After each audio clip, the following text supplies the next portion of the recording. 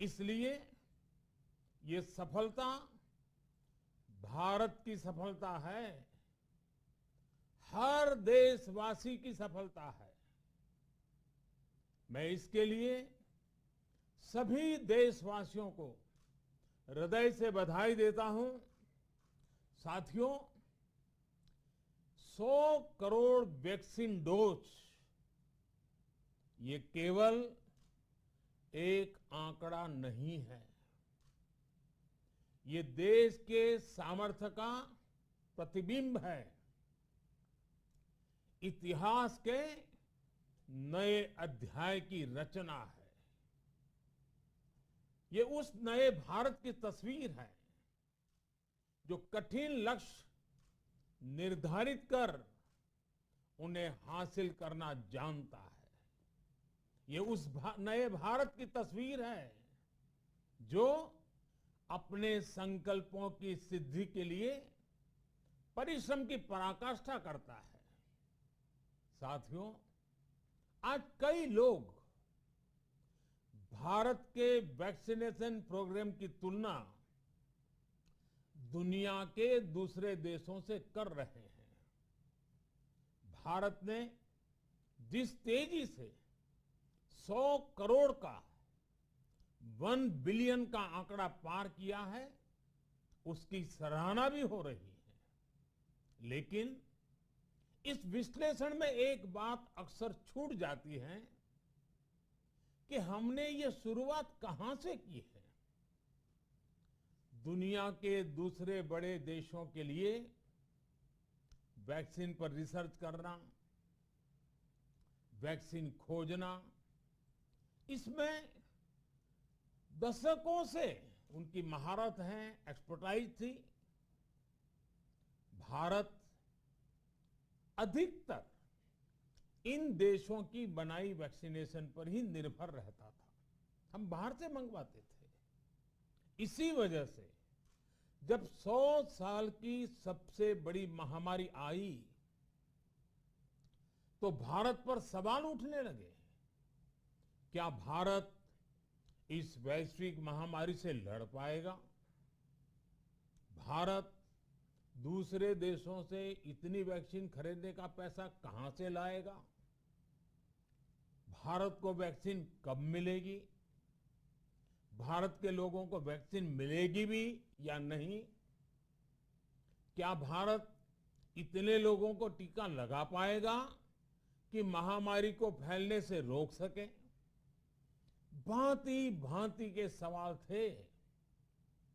लेकिन आज ये 100 करोड़ वैक्सीन डोज हर सवाल का जवाब दे रहा है।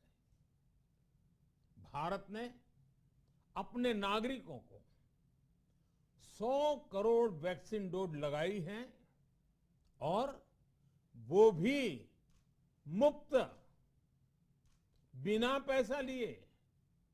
साथियों, 100 करोड़ वैक्सीन डोज का एक प्रभाव ये भी होगा कि दुनिया अब भारत को कोरोना से ज्यादा सुरक्षित मानेगी।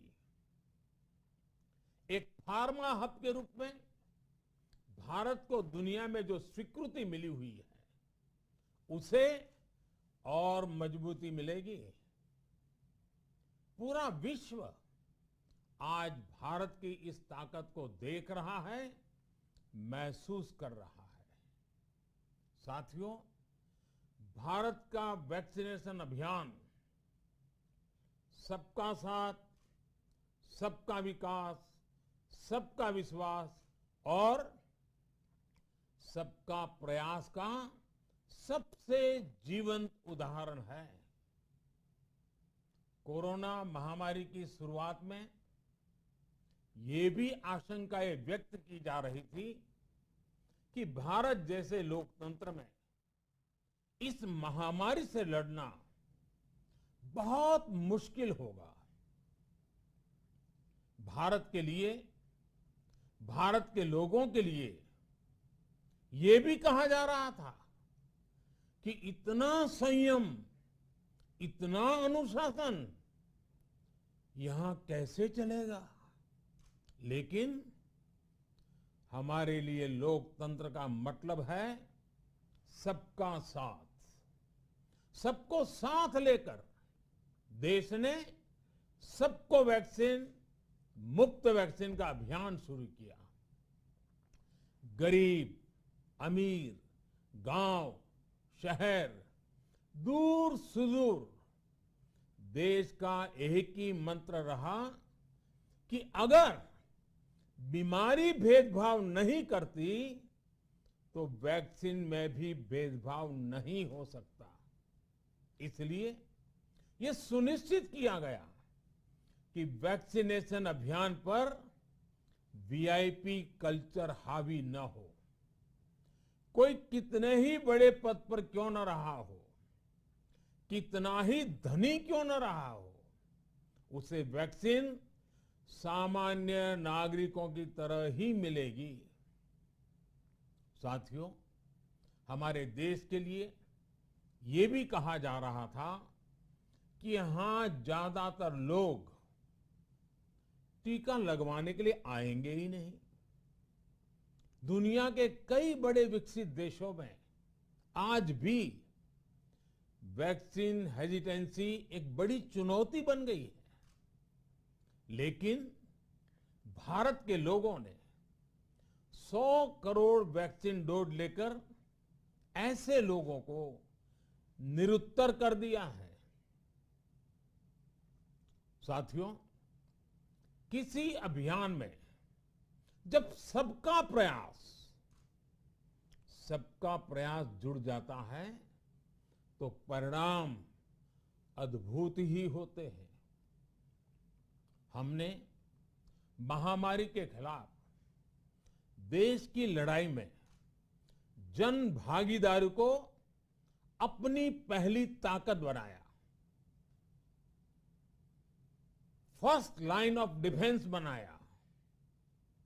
देश ने अपनी एकजुटता को ऊर्जा देने के लिए ताली थाली बजाई, दिए जलाए।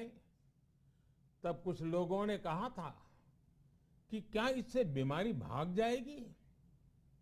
लेकिन हम सभी को उसमें देश की एकता दिखी, सामूहिक शक्ति का जागरण दिखा। इसी ताकत ने कोविड वैक्सीनेशन में आज देश को इतने कम समय में 100 करोड़ तक पहुंचाया है। कितनी ही बार हमारे देश ने एक दिन में 1 करोड़ टीकाकरण का आंकड़ा पार किया है। ये बहुत बड़ा सामर्थ्य है, प्रबंध कौशल है, टेक्नोलॉजी का बेहतरीन इस्तेमाल है, जो आज बड़े बड़े देशों के पास भी नहीं है। साथियों, भारत का पूरा वैक्सीनेशन प्रोग्राम विज्ञान की कोख में जन्मा है, वैज्ञानिक आधारों पर पनपा है और वैज्ञानिक तरीकों से चारों दिशाओं में पहुंचा है। हम सभी के लिए गर्व करने की बात है कि भारत का पूरा vaccination program science bound, science driven और साइंस बेस्ड रहा है।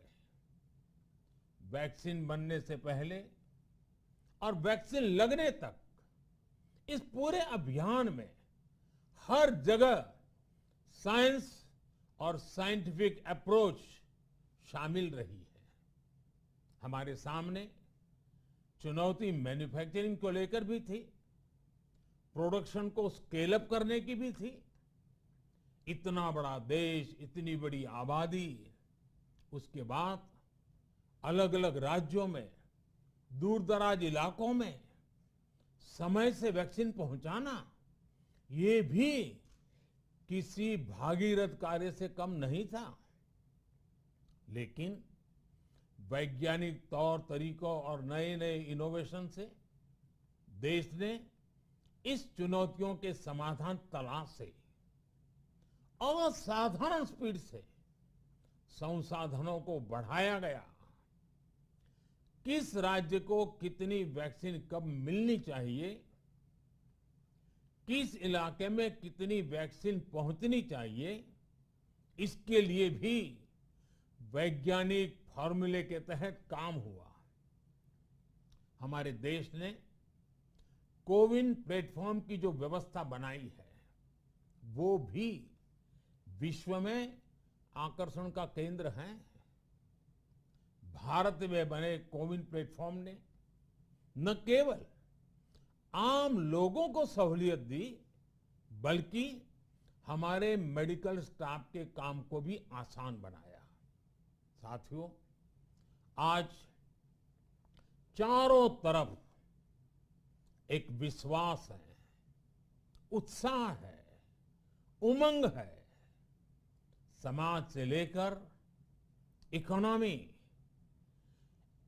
हम हर तबके पर देखें, ऑप्टिमिज्म, ऑप्टिमिज्म, ऑप्टिमिज्म ही नजर आता है। एक्सपर्ट्स और देश विदेश की अनेक एजेंसीज भारत की अर्थव्यवस्था को लेकर बहुत सकारात्मक है।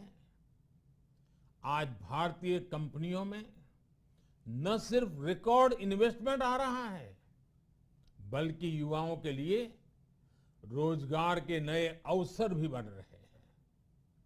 स्टार्टअप्स में रिकॉर्ड इन्वेस्टमेंट के साथ ही रिकॉर्ड स्टार्टअप्स यूनिकॉर्न बन रहे हैं।